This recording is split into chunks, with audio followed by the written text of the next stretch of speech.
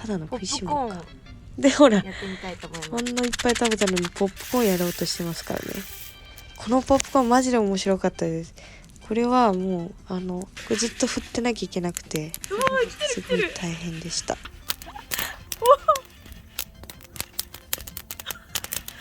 荒れてる。うわーすげえ。